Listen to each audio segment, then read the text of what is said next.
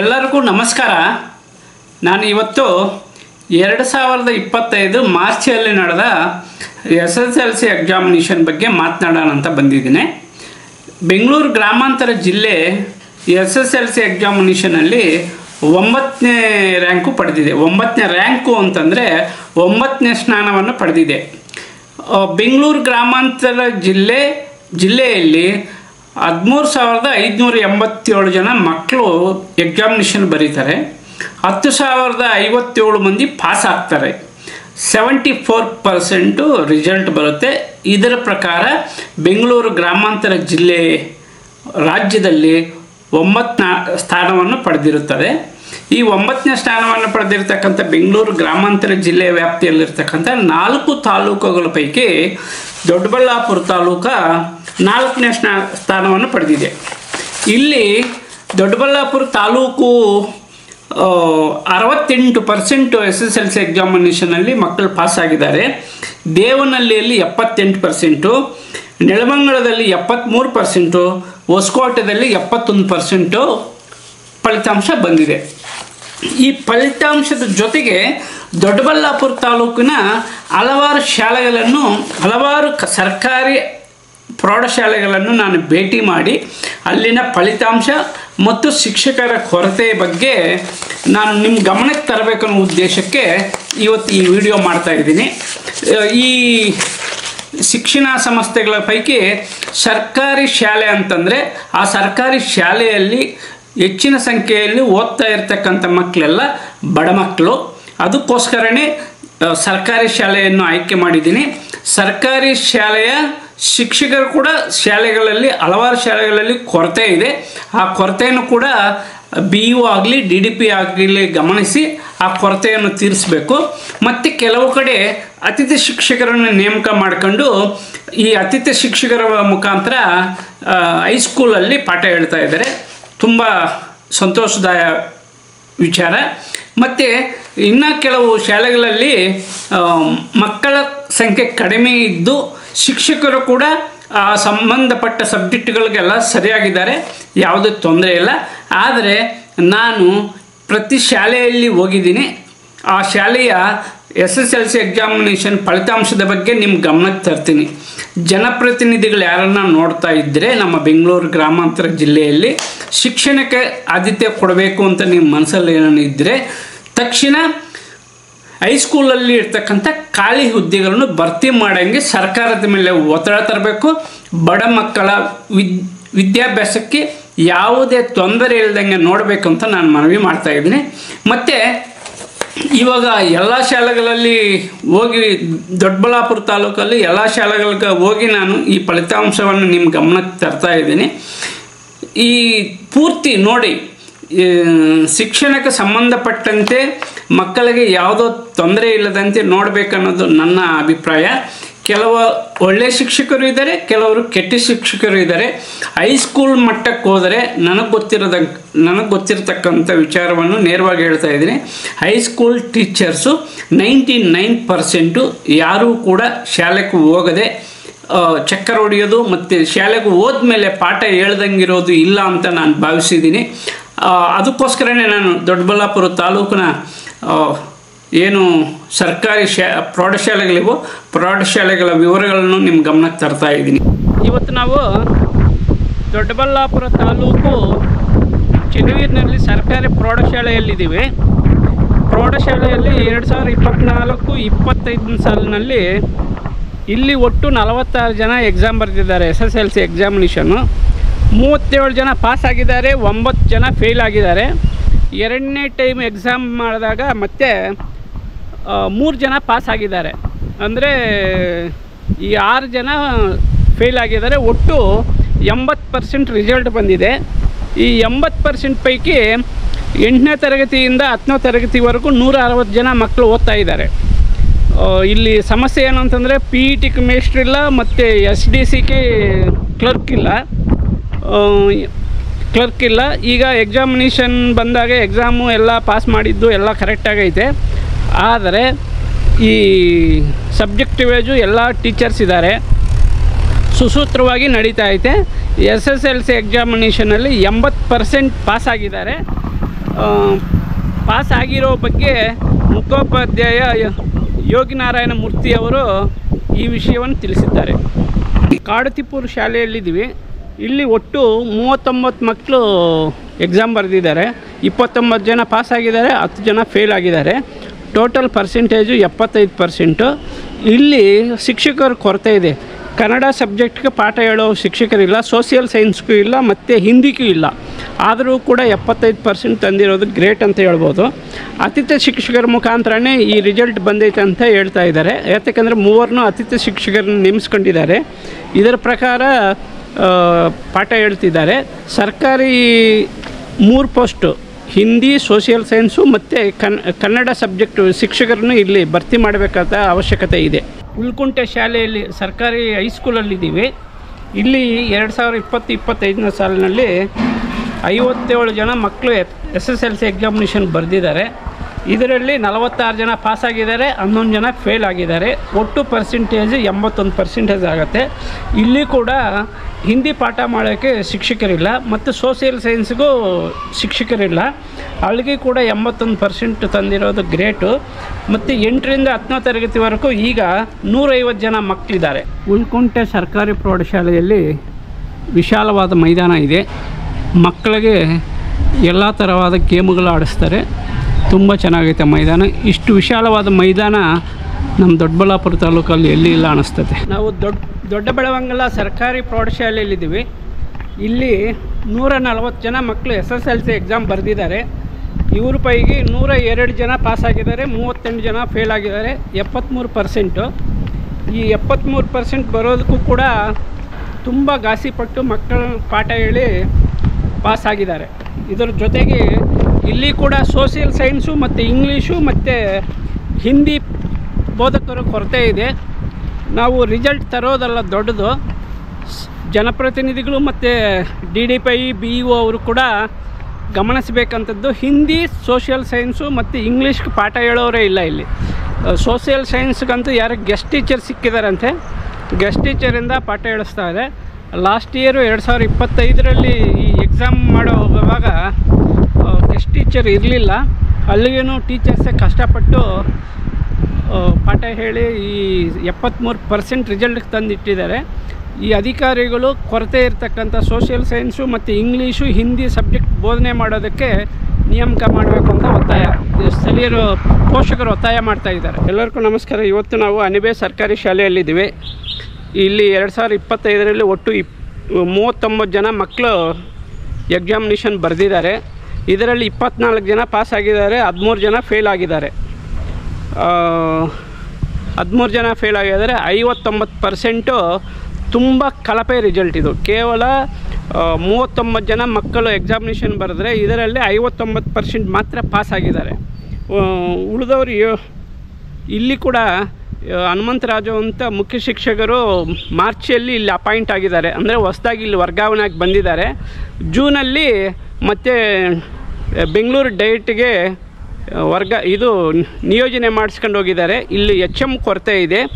ಮತ್ತು ಇಲ್ಲಿ ಕಳಪೆ ರಿಸಲ್ಟ್ ನೋಡಿದ್ರೆ ತುಂಬ ಇಲ್ಲಿ ಶಿಕ್ಷಕರ ನಿರ್ಲಕ್ಷ್ಯವೋ ಅಥವಾ ಮಕ್ಕಳಲ್ಲಿ ನಿರ್ಲಕ್ಷ್ಯವೋ ಗೊತ್ತಾಗ್ತಾ ಇಲ್ಲ. ಕಳಪೆ ಅಂತಂದರೆ ನಮ್ಮ ದೊಡ್ಡಬಳ್ಳಾಪುರ ತಾಲೂಕು ಅನಿಬೆ ಸರ್ಕಾರಿ ಪ್ರೌಢಶಾಲೆಯಲ್ಲಿ 59% ತುಂಬ ಕಳಪೆ ಫಲಿತಾಂಶ ಇದು. ಇಲ್ಲಿ ಸುಮಾರು 8 ವರ್ಷಗಳಿಂದ ಈ ಅನಿಬೆ ಸರ್ಕಾರಿ ಪ್ರೌಢಶಾಲೆಯಲ್ಲಿ ಸೈನ್ಸ್ ಸಬ್ಜೆಕ್ಟ್ಗೆ ಟೀಚರ್ ಇರಲಿಲ್ಲ, ಗೆಸ್ಟ್ ಟೀಚರ್ಗಳಿಂದ ಮಾಡ್ತಾಯಿದ್ರು. ಇತ್ತೀಚೆಗೆ 1 ವರ್ಷದಿಂದ ಸೈನ್ಸ್ ಟೀಚರು ಬಂದಿದ್ದಾರಂತೆ. ಆದರೂ ಕೂಡ ಫಲಿತಾಂಶ ಭಾಳ ಕಡಿಮೆ. ನಾವು ಸಕ್ರಗೊಲ್ಲಲ್ಲಿ ಹೈಸ್ಕೂಲಲ್ಲಿದ್ದೀವಿ. ಇಲ್ಲಿ ಈ ಸರಿ 50 ಜನ SSLC ಎಕ್ಸಾಮಿನೇಷನ್ ಬರೆದಿದ್ದಾರೆ, 40 ಜನ ಪಾಸ್ ಆಗಿದ್ದಾರೆ, 10 ಜನ ಫೇಲ್ ಆಗಿದ್ದಾರೆ. ಒಟ್ಟು 80% ರಿಸಲ್ಟು. ಇಲ್ಲಿ 2 ವರ್ಷದಿಂದ ಕನ್ನಡ ಬೋಧಕರಿಲ್ಲ, ಗೆಸ್ಟ್ ಟೀಚರಿಂದ ಕನ್ನಡ ಹೇಳಿಸ್ತಾ ಇದ್ದಾರೆ. ಮತ್ತು ಮುಖ್ಯವಾಗಿ ಈ ಹೈಸ್ಕೂಲಲ್ಲಿ ಕನ್ನಡ ಸಬ್ಜೆಕ್ಟ್ ಇಲ್ಲದೇ ಇದ್ದರೂ ಕೂಡ ನಡೀತಾ ಐತೆ. ಆದರೂ ಕೂಡ ಗೆಸ್ಟ್ ಟೀಚರ್ ಮುಖಾಂತರ ಸರ್ಕಾರ ಟೀಚರನ್ನು ನೇಮಿಸಬೇಕು ಅಂತ ಪೋಷಕರು ಒತ್ತಾಯ ಮಾಡ್ತಾಯಿದ್ರು. ಅರಳುಮಲ್ಲಿಗೆ ಬಾಗಿಲು ಸರ್ಕಾರಿ ಪ್ರೌಢಶಾಲೆಯಲ್ಲಿದ್ದೀವಿ. ಇಲ್ಲಿ 2025 ಎಕ್ಸಾಮಿನೇಷನ್ನು SSLC ಎಕ್ಸಾಮಿನೇಷನ್ ಬರೆದಿದ್ದಾರೆ. ಈ 82 ಜನ ಮಕ್ಕಳು ಎಕ್ಸಾಮಿನೇಷನ್ ಬರೆದ್ರೆ 40 ಜನ ಪಾಸ್ ಆಗವ್ರೆ, 42 ಜನ ಫೇಲ್ ಆಗ್ಯವ್ರೆ. ಅಂತಂದರೆ ತುಂಬ ಕಳಪೆ ಅಂತಂದರೆ 49% ರಿಸಲ್ಟ್ ಬಂದೈತೆ. ಇಲ್ಲಿ ಕೂಡ ಹಲವಾರು ಸಬ್ಜೆಕ್ಟ್ಗಳಿಗೆ ಶಿಕ್ಷಕರ ಕೊರತೆ ಇದೆ. ಇದರಲ್ಲಿ ಇಂಗ್ಲೀಷಿಗೆ ಪಾಠ ಹೇಳುವ ಶಿಕ್ಷಕರ ಕೊರತೆ ಹೊಂದಿದೆ ಅಂತ ಹೇಳ್ತಾ ಇದ್ದಾರೆ. ಆಮೇಲೆ ಈ ಕಳಪೆ ಫಲಿತಾಂಶ ಬರೋದಕ್ಕೆ ಕಾರಣ ಪ್ರಾಥಮಿಕ ಶಾಲೆಯಿಂದ ಕೂಡ ಮಕ್ಕಳು ಸರಿಯಾಗಿ ಕಲಿಕೆ ಇಲ್ಲ. ಆ ಕಲಿಕೆ ಇಲ್ಲದ ಕಾರಣ ಈ ಥರ ಕಳಪೆ ರಿಸಲ್ಟ್ ಅಂತ ಹೇಳ್ಬೋದು. ಮೆಲೆಕೋಟೆ ಸರ್ಕಾರಿ ಪ್ರೌಢಶಾಲೆಯಲ್ಲಿ 47 ಜನ ಪರೀಕ್ಷೆ ಬರೆದಿದ್ದಾರೆ. ಇದರಲ್ಲಿ 29 ಜನ ಪಾಸು, 18 ಜನ ಫೇಲ್ ಆಗಿದ್ದಾರೆ, 60% ರಿಸಲ್ಟು. ಇಲ್ಲಿ CPZ, English, PET, SDA post ಖಾಲಿ ಇದೆ. ಈ ಖಾಲಿ ಪೋಸ್ಟ್ಗಳನ್ನು ಅಧಿಕಾರಿಗಳು ತುಂಬಿಸಬೇಕಾದಂಥ ಅವಶ್ಯಕತೆ ಇದೆ. ಮತ್ತು ಹೊಸಳ್ಳಿ ಸರ್ಕಾರಿ ಪ್ರೌಢಶಾಲೆ ಪರೀಕ್ಷೆ ಬರೆದಿದ್ದು 117 ಜನ, ಪಾಸಾಗಿದ್ದು 50 ಜನ, ಫೇಲು 67 ಜನ, 45% ರಿಸಲ್ಟು. ತುಂಬ ಕಳಪೆ ಫಲಿತಾಂಶ ಅಂತ ನಾನು ಭಾವಿಸಿದ್ದೀನಿ. ಇಲ್ಲಿ ಹಿಂದಿ CPZ ಪೋಸ್ಟ್ ಖಾಲಿ ಇದೆ. ಮತ್ತು ತೂಬಗೆರೆ ಸರ್ಕಾರಿ ಪ್ರೌಢಶಾಲೆ ಇಲ್ಲಿ ಪರೀಕ್ಷೆ ಬರೆದಿದ್ದು ಬರಾಬರ್ 100, ಪಾಸಾಗಿದ್ದು 44 ಜನ, ಫೇಲ್ ಆಗಿದ್ದು 56 ಜನ, 45% ಫಲಿತಾಂಶ. ತುಂಬ ಕಳಪೆ. ಇಲ್ಲಿ ಪರೀಕ್ಷೆ ಬರೆಯೋ ಮುಂಚೆ 2 ದಿನದ ಮುಂಚೆ ಇಲ್ಲಿ CC ಕ್ಯಾಮರಾಗಳನ್ನು ಕೂಡ ಕೆಲವರು ಕಿಡಿಗೇಡಿಗಳು ಧ್ವಂಸ ಮಾಡಿದ್ದಾರೆ, ಹೊಡೆದಾಕಿದ್ದಾರೆ. ಇದು ದೊಡ್ಡ ಮಟ್ಟದಲ್ಲಿ ಚರ್ಚೆ ಆಗಿತ್ತು. ಇಲ್ಲಿ ಕೂಡ ಹಿಂದಿ, ಸೋಷಿಯಲು, ಸೈನ್ಸು, ಮ್ಯಾಥ್ಸು ಹುದ್ದೆಗಳು ಖಾಲಿಯವೆ. ತೂಬಗೆರೆಯಲ್ಲಿ ಮಕ್ಕಳ ಸಂಖ್ಯೆ ಕೂಡ ಜಾಸ್ತಿ ಇದೆ, 8, 9, 10ನೇ ತರಗತಿಗೆ. ಇಲ್ಲಿ ಶಿಕ್ಷಕರ ಕೊರತೆ ಇರೋದರಿಂದ ಶಿಕ್ಷಕರನ್ನು ತುಂಬಿಸಬೇಕಾದ ಅವಶ್ಯಕತೆ ಇದೆ. ಇನ್ನು ಅರಳುಮಲ್ಗೆ ಸರ್ಕಾರಿ ಪ್ರೌಢಶಾಲೆ ಪರೀಕ್ಷೆ ಬರೆದಿದ್ದು 21 ಜನ, ಪಾಸ್ ಆಗಿದ್ದು 16 ಜನ, ಫೇಲ್ ಆಗಿದ್ದು 5 ಜನ, 76% ರಿಸಲ್ಟು. ಹಿಂದಿ ಶಿಕ್ಷಕರ ಕೊರತೆ ಇದೆ. ಇಲ್ಲಿ ಹಿಂದಿ ಶಿಕ್ಷಕರ ಕೊರತೆ ಇರೋದರಿಂದ ಮುಖ್ಯ ಶಿಕ್ಷಕರನ್ನೇ ಹಿಂದಿ ಪಾಠ ಮಾಡ್ತಾ ಇದ್ದಾರಂತೆ. ಇದು ನನ್ನ ಗಮನಕ್ಕೆ ಬಂದಿದ್ದು. ಇನ್ನು ಬಾಶೆಟಲ್ಲಿ ಸರ್ಕಾರಿ ಪ್ರೌಢಶಾಲೆ ಇಲ್ಲಿ ಪರೀಕ್ಷೆ ಬರೆದಿದ್ದು 193 ಜನ, ಪಾಸ್ ಆಗಿದ್ದು 157 ಜನ, ಫೇಲು 36 ಜನ, 8 ಪೋಸ್ಟ್ ಖಾಲಿ ಇದೆ. ಇದರಲ್ಲಿ ಕನ್ನಡ 2, ಇಂಗ್ಲೀಷ್ 2, ಹಿಂದಿ 1, ಸೋಷಿಯಲ್ 1 ಇದೆ. ದೈಹಿಕ ಶಿಕ್ಷಕರ ಪೋಸ್ಟ್ 2 ಇದೆ. ಇಲ್ಲೇ ದೊಡ್ಡಬಳ್ಳಾಪುರ ತಾಲೂಕಿನ ಹೆಚ್ಚಿನ ವಿದ್ಯಾರ್ಥಿಗಳಿರುವ ಸರ್ಕಾರಿ ಶಾಲೆ ಇದು. ಇಲ್ಲಿ 8ನೇ ತರಗತಿಯಿಂದ 9ನೇ ತರಗತಿವರೆಗೂ ತರಗತಿಗಳು ನಡೀತಾವೆ.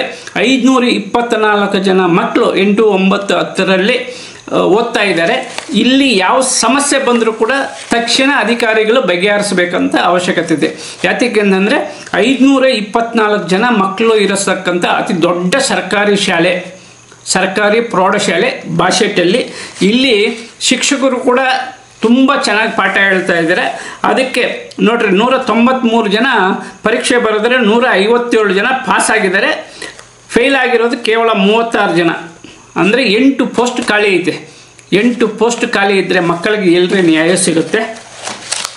ಇನ್ನು ಮೇಲಿನ ಜೂಗಾನಲ್ಲಿ ಘಾಟಿ ಇಲ್ಲಿ 2ನೇ ವರ್ಷದ SSLC ಎಕ್ಸಾಮಿನೇಷನ್ ಬರಿತಾ ಇದ್ದರೆ ಈ ಸತಿ ಬರೆದಿದ್ದು 13 ಜನ, 12 ಜನ ಪಾಸು, ಒಬ್ಬರು ಫೇಲು, 92%.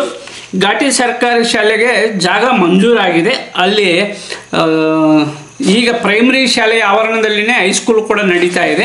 ಅಲ್ಲಿ ಸರ್ಕಾರಿ ಪ್ರೌಢಶಾಲೆಗೆ ಜಾಗ ಮಂಜೂರಾಗಿದೆಂತೆ. ಕಲ್ಲುಗುಡ್ಡೆಗಳಿರೋದ್ರಿಂದ ಆ ಜಾಗ ಸೂಕ್ತ ಅಲ್ಲ ಅಂಥೇಳಿ ಆರೋಪ ಬಂದಿದೆ. ಇದಕ್ಕೆ ಸಂಬಂಧಪಟ್ಟಂತೆ ಸ್ವಂತ ಕಟ್ಟಡ ಏನನ್ನ ಕಟ್ಬಿಟ್ಟು ಅಲ್ಲೇನ ಹೊಸ ಜಾಗಕ್ಕೆ ಹೋದರೆ ಹೆಚ್ಚಿನ ವಿದ್ಯಾರ್ಥಿಗಳು ಬರುವ ಅವಕಾಶ ಇದೆ 8, 9, 10ನೇ ತರಗತಿಗೆ. ಇಲ್ಲಿ ಘಾಟಿ ದೇವಸ್ಥಾನ ಪ್ರಸಿದ್ಧಿ. ಬಟ್ ಹೊಸದಾಗಿ 2 ವರ್ಷದ ಹಿಂದೆ ಹೈಸ್ಕೂಲ್ ಮಂಜೂರಾಗಿದೆ. ಚೆನ್ನಾಗಿ ಪಾಠ ನಡೀತಾ ಐತೆ. ಬಟ್ ಏನಂತಂದರೆ ಕೊಠಡಿಗಳ ಕೊರತೆ ಇದೆ, ಶಿಕ್ಷಕರ ಕೊರತೆ ಕೂಡ ಇದೆ. ಬಟ್ ತಾತ್ಕಾಲಿಕವಾಗಿ ಮಕ್ಕಳ ಸಂಖ್ಯೆ ಕಡಿಮೆ ಇರೋದರಿಂದ ತೊಂದರೆ ಇಲ್ಲ. ಮತ್ತು ಸರ್ಕಾರಿ ತೆಲುಗು ಪ್ರೌಢಶಾಲೆ KRN ಲೋಕದಲ್ಲಿರ್ತಕ್ಕಂಥದ್ದು. ಇಲ್ಲಿ ಕೂಡ ಕನ್ನಡ ಮತ್ತು ತೆಲುಗು ಮೀಡಿಯಮಲ್ಲಿ 26 ಜನ ಮಕ್ಕಳು ಎಕ್ಸಾಮಿನೇಷನ್ ಬರೆದಿದ್ದಾರೆ. 23 ಜನ ಪಾಸು, 3 ಫೇಲು. ಇಲ್ಲಿ ತೆಲುಗು ಪಾಠ ಹೇಳೋದಕ್ಕೆ ಶಿಕ್ಷಕರಿಲ್ಲ. ತೆಲುಗು ಮತ್ತು ಕನ್ನಡಕ್ಕೆ ಕೂಡ ಒಂದು ಪೋಸ್ಟ್ ಖಾಲಿ ಐತೆ ಅಂತ ತಿಳಿದು ಬಂದಿದೆ. ಇನ್ನು ಈ ಪೋಸ್ಟ್ಗಳಿಗೆ ಸಂಬಂಧಪಟ್ಟಂತೆ ನೀವೆಲ್ಲ ಕೇಳಿರ್ತೀರಿ. ನಮ್ಮ ದೊಡ್ಡಬಳ್ಳಾಪುರ ತಾಲೂಕಿನಲ್ಲಿ ಅತಿ ಕಳಪೆ ಫಲಿತಾಂಶ ಬಂದಿರತಕ್ಕಂಥದ್ದು ಜೂನಿಯರ್ ಕಾಲೇಜು ಕೂಡ ಇದೆ.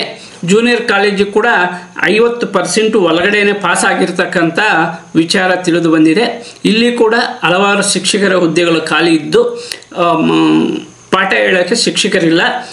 ಇಲ್ಲಿ ಕೂಡ ನಗರ ವ್ಯಾಪ್ತಿಯಲ್ಲಿರ್ತಕ್ಕಂಥ ಎಲ್ಲ ಬಡ ಮಕ್ಕಳು ಸರ್ಕಾರಿ ಜೂನಿಯರ್ ಕಾಲೇಜು ಪ್ರೌಢಶಾಲಾ ವಿಭಾಗದಲ್ಲಿ ಓದ್ತಾ ಇದ್ದಾರೆ.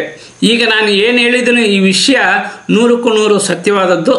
ಅದಕ್ಕೋಸ್ಕರನೇ ನಾನು ಎಲ್ಲ ಶಾಲೆಗಳ ಭೇಟಿ ಮಾಡಿ ಇನ್ನು ಇದರಲ್ಲಿ ಮುತ್ತೂರು ಶಾಲೆಗೆ ಹೋಗಿಲ್ಲ, ಅದೊಂದು ಶಾಲೆ ಬಿಟ್ಟಂಗಾಯಿತು. ಇನ್ನು ಕನಸವಾಡಿ ಶಾಲೆಯಲ್ಲಿ ಕೂಡ 28 ಜನ ಪರೀಕ್ಷೆ ಬರೆದಿದ್ದಾರೆ. 25 ಜನ ಪಾಸು, 3 ಜನ ಫೇಲು, 89% ಫಲಿತಾಂಶ. ಇನ್ನು ಕೊನಗಟ್ಟದಲ್ಲಿ 71 ಜನ ಎಕ್ಸಾಮಿನೇಷನ್ ಬರೆದಿದ್ದಾರೆ, 34 ಜನ ಪಾಸ್ ಆಗಿದ್ದಾರೆ, ಉಳಿದವರೆಲ್ಲ ಫೇಲ್ ಆಗಿದ್ದಾರೆ, 47%. ತುಂಬ ಕಳಪೆ. ಇದು ಶಿಕ್ಷಕರನ್ನು ನಿಂದಿಸಬೇಕಾ ಅದೇ ಮಕ್ಕಳನ್ನ ನಿಂದಿಸಬೇಕಾ ಅನ್ನೋದನ್ನು ನೀವೇ ಈ ವಿಚಾರವನ್ನು ಕಾಮೆಂಟ್ ರೂಪದಲ್ಲಿ ತಿಳಿಸಿ. ಎಲ್ಲ ಸರ್ಕಾರಿ ಶಾಲೆಗಳೇ ನೋಡ್ರಿ, ಎಲ್ಲ ಸರ್ಕಾರಿ ಶಾಲೆಗಳೇ ಕನ್ನಡ ಮತ್ತು ಇಂಗ್ಲೀಷ್ಗೆ ಅತಿಥಿ ಶಿಕ್ಷಕರಿಂದ ಕೊನಗಟ್ಟದಲ್ಲಿ ಪಾಠ ಮಾಡ್ತಾ ಇದ್ದಾರೆ.